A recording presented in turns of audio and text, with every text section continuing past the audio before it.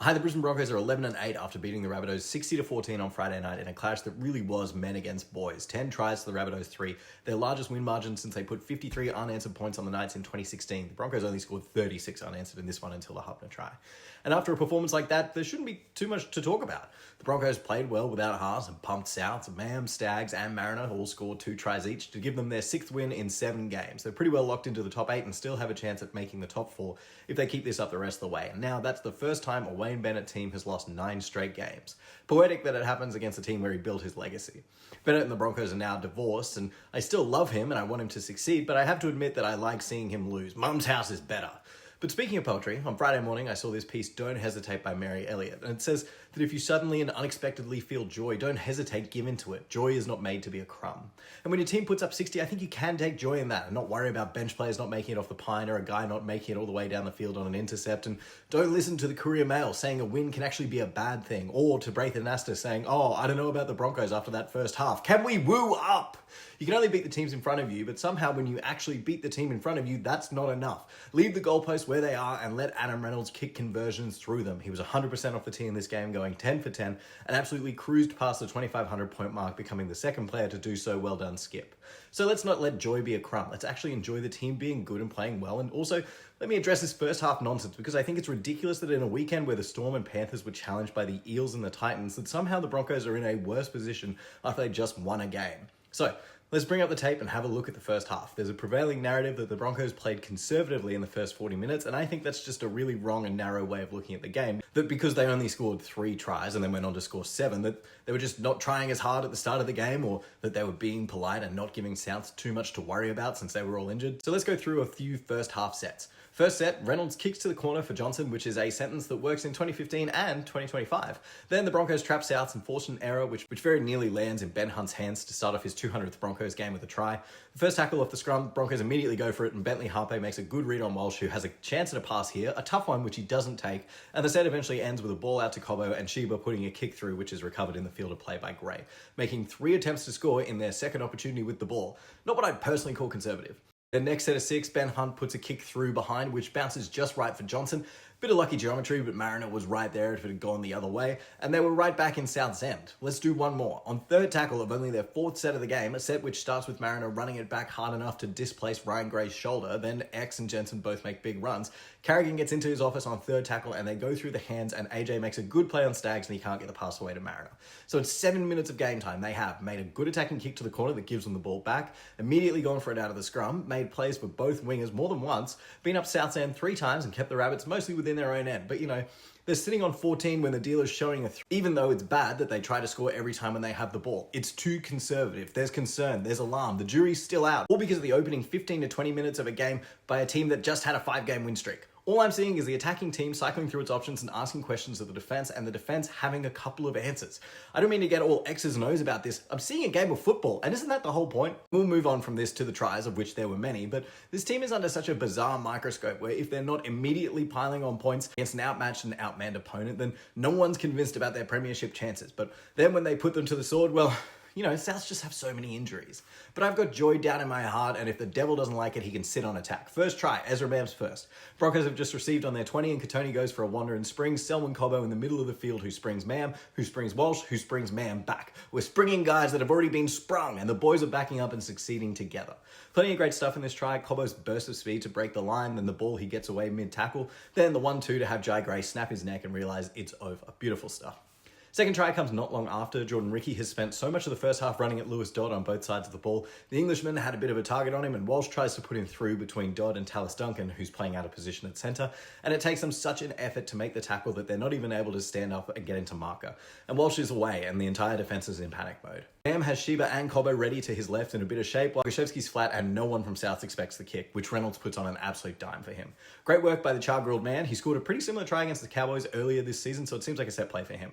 When Walsh picks up that ball, though, there's so many options available to him. Not least just going himself, but he just holds the ball up long enough to let the defense worry about the many options. And probably the last thing they're thinking is the guy coming off the bench for Pierre Kura is about to field a kick. Another great try. Let's do the South's tries. Why not? Give South's fans some joy. As soon as this ball left Lewis Dodd's boot, I was worried. This was a really nice kick, exactly into the zone where Bentley Harpe can take it on the run, but where Cobbo and Sheba don't really have time or space to get it themselves. I'm not even mad about that one. Maybe you could say Cobbo could have come onto it a bit harder, maybe go off 1 foot instead of 2, but when a guy gets the ball in 2 hands above his head in traffic and still puts it down, sometimes you just gotta tip your cap. Something to smile about there, Rabbits fans. Your halfback that Wayne Bennett won't commit to saying whether or not he'll be there next year can put in some nice kicks. Stag's first try, Walsh wants another shot at Tallis Duncan and Lewis Dodd, so he gets into the line, gets outside Dodd and puts Stags outside Duncan, and it takes a whole lot more than that to tackle Katoni. Second try assist for Walsh and third involvement. It's good to see them keep trying to get something going for Katoni easy. Obviously that's made even easier by Tallis Duncan being a second row and not a centre, but Walsh getting involved on the right side is something that they've been doing much more often recently. And the more reps they get, the better. Tallis Duncan gets revenge after the siren when he goes over Katoni, and that try was a bit disappointing for the Broncos to concede. Most of the team thinks they're sweet after the play going right looks shut down, but the Bunnies kept working and found a mismatch, and it's a good run by Tallis. So for the Broncos, a bit of a lesson of please don't stop playing with the ball is in play. Second half is when the floodgates open, and it didn't take much more than a good tackle and chase by Shibasaki to get Selwyn Cobbo away for a return game try. And watching Cobbo at full stride, that brings me joy, and there's still so much untapped potential in him. I don't think that's the last we see of Selwyn this year. A few minutes later, Broncos have the ball on the 10 from a penalty, and they go for it straight away and run the big play. Hunt to Carrigan to Reynolds to Walsh to Mariner, and Walsh throws this ball completely blind, knowing that Mariner's going to be somewhere out there. So just throw a 15-meter cutout on Trust for a third try assist on tackle 1. What's the big deal? Are there fullbacks who can't do that? Insane. Great hand by Mariner on the pickup and then the finish. It's at this point where the Broncos' talent is too much. They're too big, they're too fast, they're too strong. Then the difference come on and they start going even faster. Ben Tolte scores his second career try after Jordan Ricky makes a great contest on the kick, looking for the take where he normally just waits for the hit, and it forces an error and the Broncos get the ball back. Broncos have 5-on-2 on the left edge with Walsh ready to receive, and Souths forget about Tolte and Billy ceases on it. Another great game from Tolte. Not a bad moment as a Bronco for Ben Tolte, who's going to be needed to step up as Xavier Willison recovers from his broken forearm, which has the potential to be devastating. He might be out for 8 weeks, but in Tolte I place my trust. More points come off the next set, and they run split action to the right, Walsh getting in the line again and picking on Lewis Dodd and Tallis Duncan. And Staggs gets the try assist this time after Mariner loses his boot on the way to a more difficult put down for his second try.